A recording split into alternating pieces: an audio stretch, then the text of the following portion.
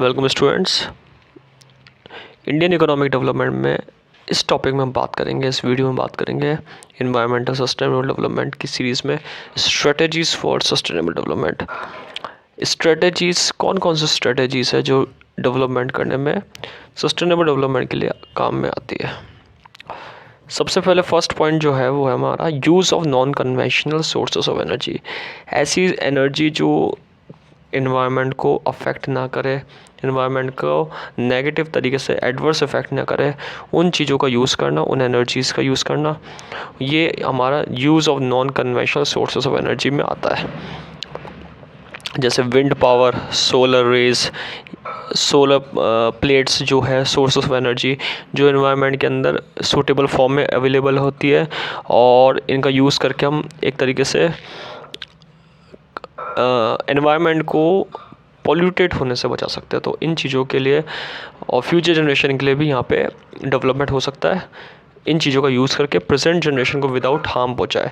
तो ये सबसे इम्पोर्टेंट है कि इन चीज़ों का यूज़ करें जो बेसिकली ऐसी सोर्सेस ऑफ एनर्जी है जो इन्वायरमेंट को ख़राब नहीं करती है। फर्स्ट पॉइंट इसमें बता रखा है dependency on thermal and hydro energy has adverse effect on environment. जो भी हाइड्रो एनर्जी है या फिर थर्मल एनर्जी, इनका इफ़ेक्ट जो है वो कार्बन डाइऑक्साइड या फिर ऐसे गैसेस, यहाँ पे लॉट ऑफ गैसेस के कारण पॉल्यूटेड होते हैं, जैसे वाटर पोल्यूशन, एयर पोल्यूशन, इन चीज़ों के कारण। तो यहाँ पे इनकी डिपेंडेंसी बढ़ चुकी है, तो इनकी डिपेंडेंसी से हटना पड़ेगा एक बार। दूसरी बात ये बता रहा कि थर्मल पावर प्लांट जो है इनका यूज़ करना, कार्बन डाइऑक्साइड हटाना। तीसरा पॉइंट बता रखा है कि जो वाटर पोल्यूशन है उसको कम करना। हाइड्रो इलेक्ट्रिक प्रोजेक्ट जो है जैसे फॉरेस्ट और नेचुरल फ्लो ऑफ वाटर उसको डैमेज कर रहा है, तो इन चीज़ों का कम यूज़ करना, ये भी इसके अंदर आता है। सेकंड हम बात करेंगे गोबर गैस, एलपीजी रूरल एरियाज़ में इनका यूज़ करना भी सस्टेनेबल डेवलपमेंट में बहुत इफेक्टिव है। तो यूजेस ऑफ गोबर गैस, एलपीजी, ये ज़्यादातर लिक्विड पेट्रोलियम गैस, ये ज़्यादातर इन्वायरमेंट में सूटेबल है और ये सस्टेनेबल डेवलपमेंट में काम में आती है। जैसे कैटल डंग का यूज़ करना, गोबर गैस प्रोड्यूस करना, और ये फ्यूल फॉर्म में भी काम में आती है और फर्टिलाइज़र फॉर्म में भी बहुत ज़्यादा काम में आती है। सो एक तरीके से पॉल्यूशन कम फैलाती है और ये चीज़ों का फ़ायदा बहुत ज़्यादा है। तो क्लीन फ्यूल का यूज़ करना, ये इस पॉइंट में बताया गया है। नेक्स्ट पॉइंट है सीएनजी का यूज़ करना, कंप्रेस नेचुरल गैस का यूज़ करना पब्लिक ट्रांसपोर्ट में एयर पोल्यूशन को ख़त्म करने के लिए बहुत इंपॉर्टेंट रोल है। ये सीएनजी गैसेस सबसे इम्पॉर्टेंट रोल प्ले करती है रिड्यूस एयर पोल्यूशन को ना फैलाने में, तो इनका रोल बहुत इम्पॉर्टेंट है।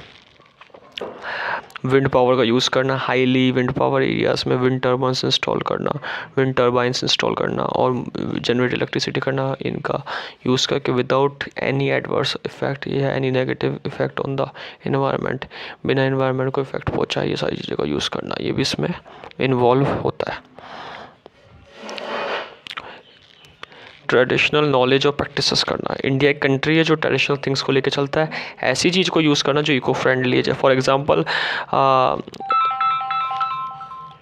एग्ज़ाम्पल यहाँ पे दे रखा, जैसे जो भी चीज़ काम में आती है हमारे इन्वायरमेंट में, जैसे लीव्स की प्लेट्स बना के यहाँ पे उनके अंदर उनका यूज़ करना, उनके अंदर फूड सर्व करना, ये एक एग्ज़ाम्पल आता है, इको फ्रेंडली जो एग्ज़ाम्पल है। और ऐसी चीज़ें प्रोवाइड करना इन्वायरमेंट में जो इन्वायरमेंट को पॉल्यूटेड ना करे या इन्वायरमेंट पे एडवर्स इफ़ेक्ट ना डाले, इन चीज़ों को अपनाना, ये इसके अंदर इन्वॉल्व होता है।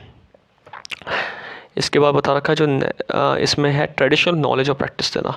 इंडिया की कंट्री में ट्रेडिशनल नॉलेज, जो पुरानी नॉलेज को अपनाना, इको फ्रेंडली थिंग्स का प्रैक्टिस करना और सिंपल ट्रेडिशनल प्रैक्टिस यूज़ करना हेल्थी लाइफ के लिए, जो मॉडर्न प्रोडक्ट और सर्विसेज के साइड इफ़ेक्ट्स हमें बचाता हो या मॉडर्न प्रोडक्ट एंड सर्विसेज का यूज़ ना करता हो, इन चीज़ों को यूज़ करना। बायो कंपोस्टिंग में यानी कि जो केमिकल फर्टिलाइज़र यूज़ कर रहे हैं लार्ज मात्रा में, लार्ज स्केल पे यूज़ कर रहे हैं, इसकी जगह ऑर्गेनिक यूज़ करना, organic eco friendly fertilisers use करना। जैसे एग्रीकल्चर्स में केमिकल फर्टिलाइज़र्स का जो नेगेटिव इफेक्ट है उससे बच सकती है यहाँ पे लैंड और वाटर बॉडीज़, तो इनकी जगह ऑर्गेनिक वेस्ट का, ऑर्गेनिक थिंग्स का यूज़ करना, different type of organic product का यूज़ करना। इससे आगे का भी डेवलपमेंट होगा, प्रेजेंट जनरेशन भी बेकार नहीं होगी। तो ये सारी चीज़ इसके अंदर आती है। केमिकल फर्टिलाइजर्स का एक तरीके से ऑल्टरनेट यूज़ करना।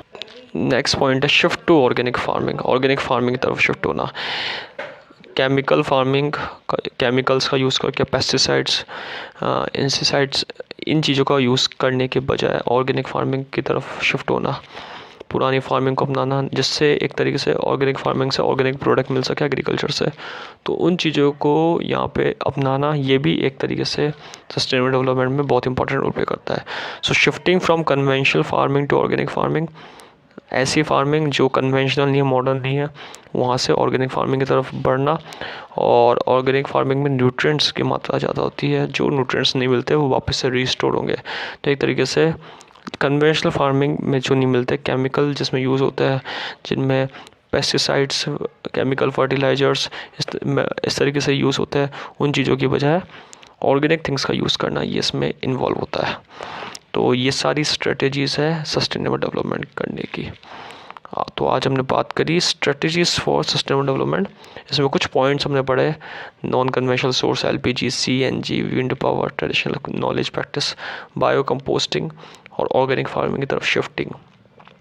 इन पॉइंट्स को हमने पढ़ के स्ट्रेटजीज़ को समझा है कि किस तरीके से सस्टेनेबल डेवलपमेंट की स्ट्रेटजीज़ बनाई जा सकती है और इनको अपनाई जा सकती है एनवायरनमेंट के अंदर।